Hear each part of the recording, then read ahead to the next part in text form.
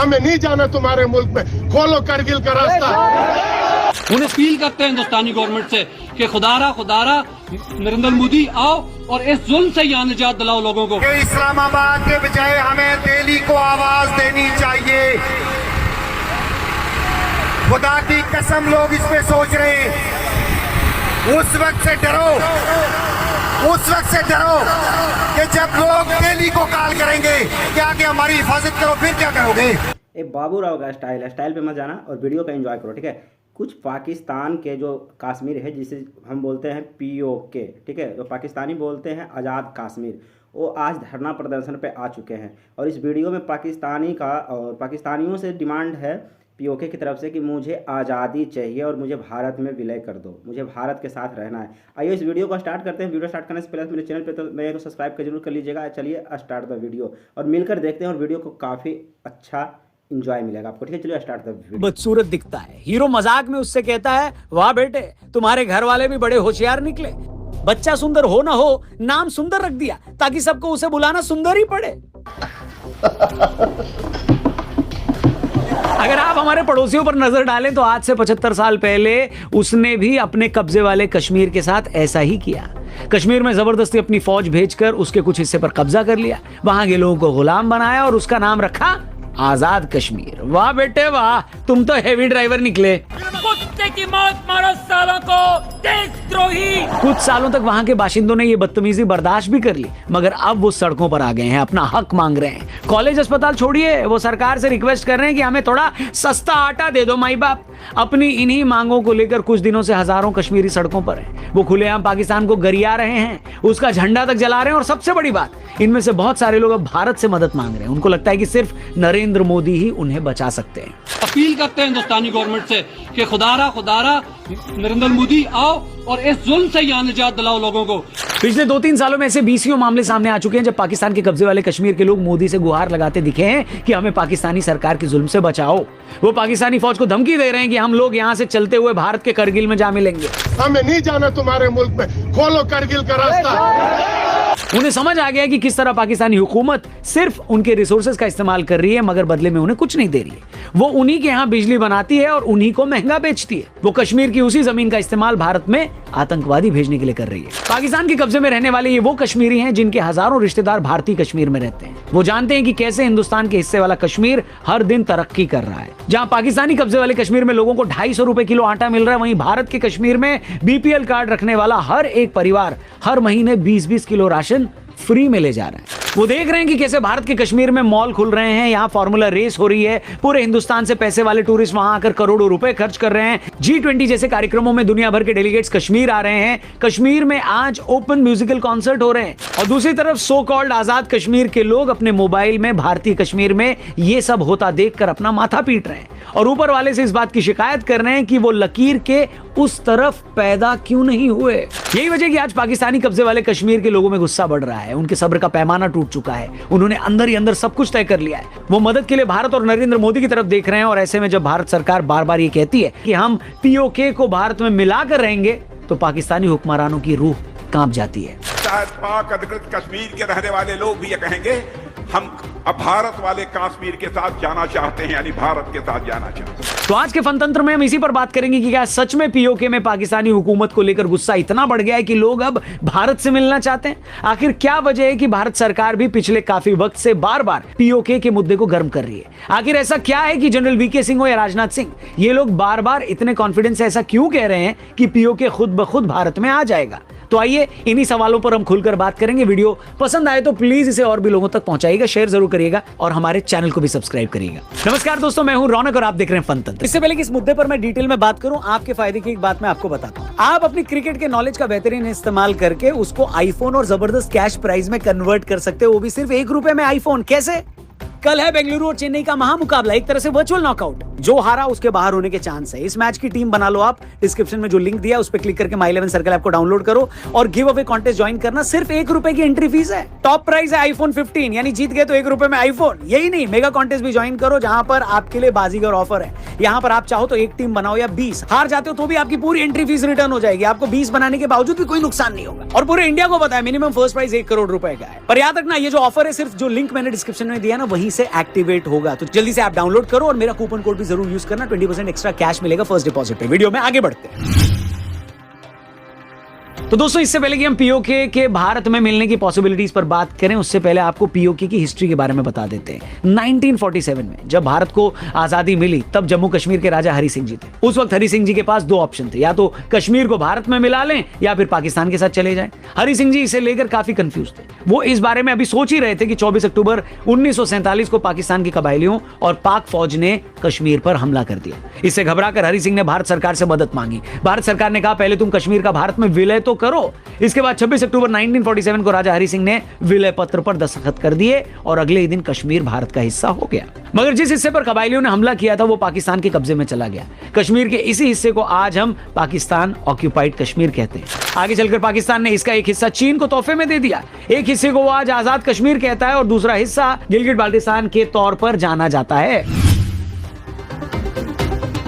पाकिस्तान के कब्जे वाले कश्मीर के लोग अगर आज सड़कों पर आकर प्रदर्शन कर रहे हैं तो उसकी बहुत सारी वजह है। सबसे बड़ी वजह तो यह है कि वो क्लियरली ये देख पा रहे हैं कि एक ही जैसे हालात होने के बावजूद भारत का कश्मीर कहां चला गया और दूसरी ओर पीओके उसके सामने अभी भी 100 साल पीछे है। कैसे? इसे कुछ नंबर से, आंकड़ों से समझते हैं। एशियन लाइट इंटरनेशनल की रिपोर्ट की माने तो आज कश्मीर में 35 यूनिवर्सिटीज है, वहीं पीओके में सिर्फ 6 यूनिवर्सिटीज। कश्मीर में जहां 4 एयरपोर्ट है वहीं पीओके में सिर्फ 2।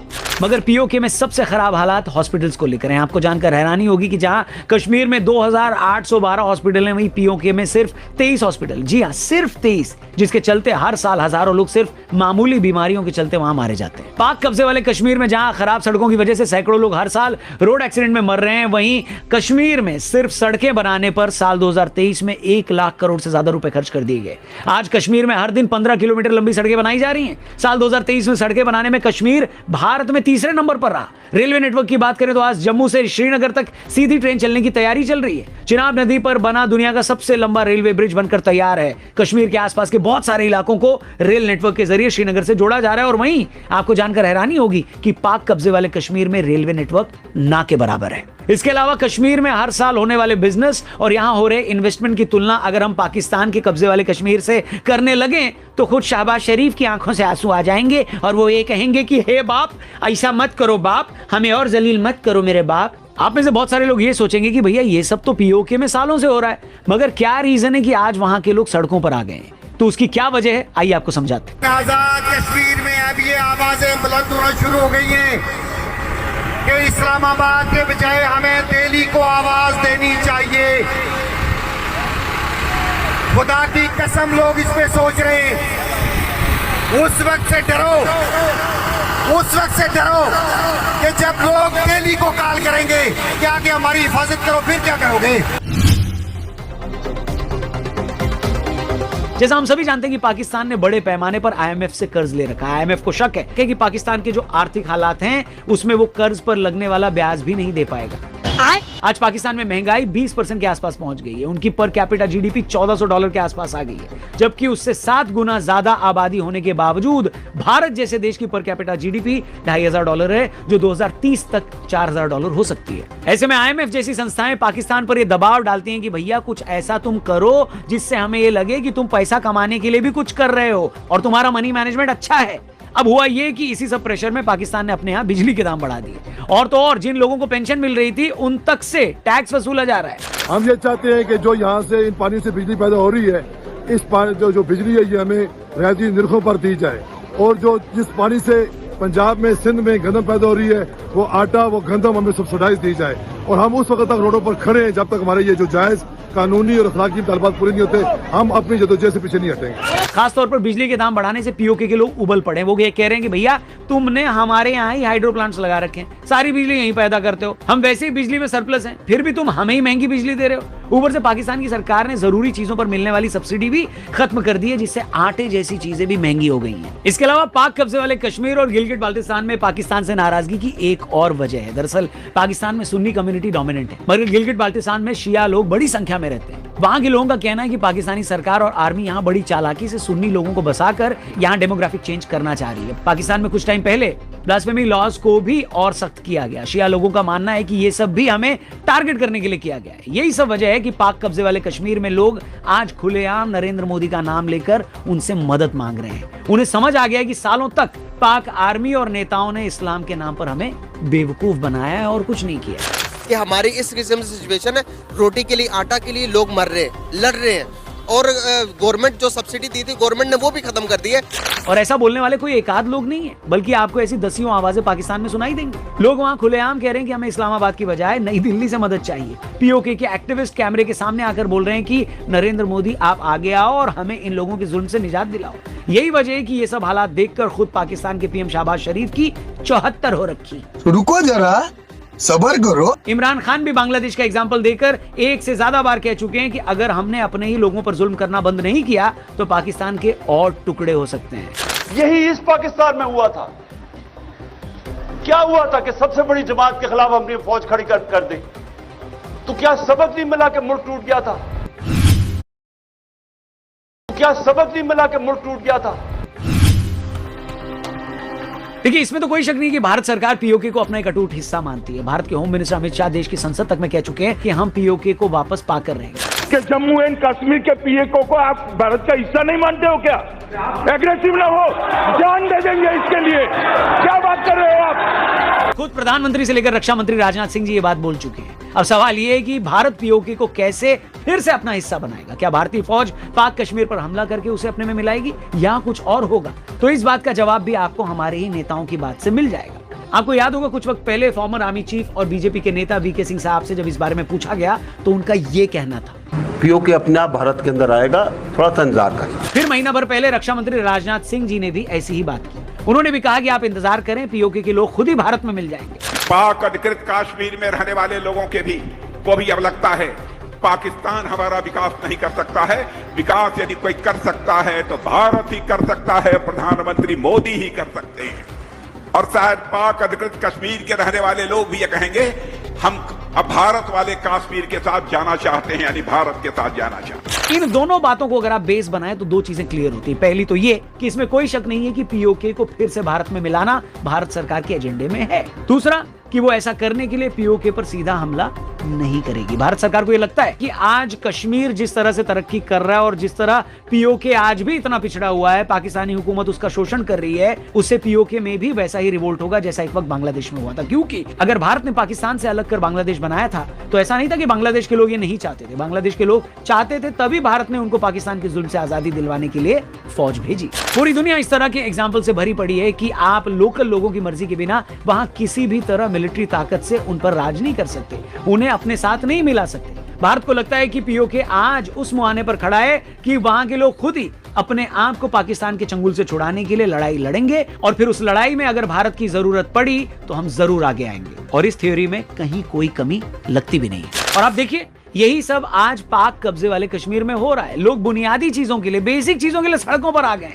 लोकल पुलिस और लोकल लोग आमने सामने है। सेना भी लोगों को संभाल नहीं पा रही। लोग खुलेआम पाकिस्तान से अलग होकर भारत से मिलने की मांग कर रहे हैं। पाकिस्तान के झंडे जलाए जा रहे हैं, भारत के साथ मिलने के पोस्टर लगाए जा रहे हैं। कुल मिलाकर पीओके पूरी तरह से पाकिस्तान से अलग होने के मुहाने पर जा खड़ा है। आग धधक रही है, बस ज्वालामुखी कब फटता है अभी यही देखना है। बाकी आपको इस बारे में क्या लगता है कमेंट करके जरूर बताइएगा। मगर इतना तो तय है कि जिस दिन पीओके और गिलगिट बाल्टिस्तान पाकिस्तान से अलग हुए उस दिन एक देश के तौर पर भी पाकिस्तान को पूरी तरह से टूटने में वक्त नहीं लगेगा, क्योंकि बलूचिस्तान और सिंध में बहुत पहले से ही पाकिस्तानी हुकूमत के खिलाफ आवाजें उठती रही हैं। खैबर पख्तूनख्वा में भी हालात अच्छे नहीं हैं और एक बार पीओके अलग हुआ तो वो दिन भी दूर नहीं है दोस्तों जब आईपीएल में 2-3 नई टीमें और जुड़ती हुई देखेंगे आप। क्या समझे? क्या बात है सर, क्या बात है सर। मजे की बात यह है कि अगर सच में पाकिस्तान टूटा तो पाक आर्मी के अलावा किसी को इससे दिक्कत नहीं होगी। पाकिस्तानी खिलाड़ी ये सोचकर खुश होंगे कि चलो अब हम भी आईपीएल खेल पाएंगे। पाकिस्तानी कलाकारों को इस बात की तसल्ली होगी कि चलो अब हमको भी इंडिया में काम मिलेगा। पाकिस्तानी बिजनेसमैन को भी भारत में मिलने वाला बड़ा मार्केट मिल जाएगा। पाकिस्तानी यूथ को भी ज्यादा बड़े मौके मिलेंगे और सबसे इंपॉर्टेंट बात कि बाकी की पूरी पाकिस्तानी आवाम को आटा 800 रुपए किलो नहीं खरीदना पड़ेगा। बस एक छोटी सी दिक्कत है, जिन नमूनों को आज हम पाकिस्तान भेजना चाहते हैं, अगर पूरा पाकिस्तान ही टूट गया तो फिर उनको कहां भेजा जाएगा? हेलो, क्या बात कर रहे हैं? आपको क्या लगता है इस पूरे मैटर पर कमेंट करके जरूर बताइएगा। और हर एक इंडियन तक, हर एक भारतीय तक ये वीडियो पहुंचना चाहिए, इसलिए इसे दबा के शेयर करिएगा जितना हो सके। वीडियो लाइक करके सब्सक्राइब करेंगे चैनल तो वो भी हमको बहुत अच्छा लगेगा। और ये भी जरूर शेयर करिएगा इस पे आपके क्या विचार हैं कि अगर एक बार फिर से मोदी सरकार बनती है तो उनके वादों की लिस्ट में क्या पीओके वाले वादे को सबसे पहले पूरा होते हुए देखते हैं क्या? जो भी लगे बताइए। तो दोस्तों, इस वीडियो को आपने सभी लोग पूरी तरह से देखे होंगे और आखिरी तक देखे होंगे। इस भाई का वीडियो का हम बहुत पहले से फॉलो करते आ रहे हैं इस चैनल को, ठीक है, और काफ़ी अच्छा सटीक इन्फॉर्मेशन देते हैं और सही बात बोल रहे हैं कि जब आज़ाद कश्मीर जिसे बोलते हैं पाकिस्तान, वहाँ पे बिजली पैदा करते हैं, गंदम पैदा करते हैं और उसी को सबसे ज़्यादा महंगा दिया जाता है। तो ऐसे रहने से क्या फ़ायदा है? जब मैं बिजली पैदा कर रहा हूँ, मुझे ही महंगा मिलेगा तो मुझे तो तकलीफ़ होगा ही, हम तो प्रोटेस्ट करेंगे ही, हम तो धरना प्रदर्शन करेंगे ही, क्योंकि सब कुछ मैंने करके दिया और मुझे ही महंगा मिलेगा तो हम ज़रूर करेंगे। और इसी तरह से आज़ाद कश्मीर हमें लगता है कि अब इंडिया में शामिल होने के लिए 100% रेडी हो जाएगा और हो चुका है। और जिस तरह से मोदी जी से गुहार किया गया है कि मोदी जी आओ मुझे अपने में मिला लो, और क्या बोले, कारगिल का युद्ध, कारगिल का बॉर्डर खोलो, मुझे इंडिया के साथ मिलना है। और इस्लामाबाद की जगह दिल्ली का नारा लगाया कि दिल्ली से विनती करो कि दिल्ली आए और मुझे आज़ाद दिलाए, यहाँ से आज़ाद कश्मीर। तो दोस्तों, ये रहा आज का वीडियो और मैं चाहता हूँ और आप लोग भी इंडियन चाहते होंगे जितना जल्दी हो सके पीओके का कश्मीर है जो कि जितना जल्दी भारत में आकर के मिले, ठीक है। जय हिंद, जय भारत।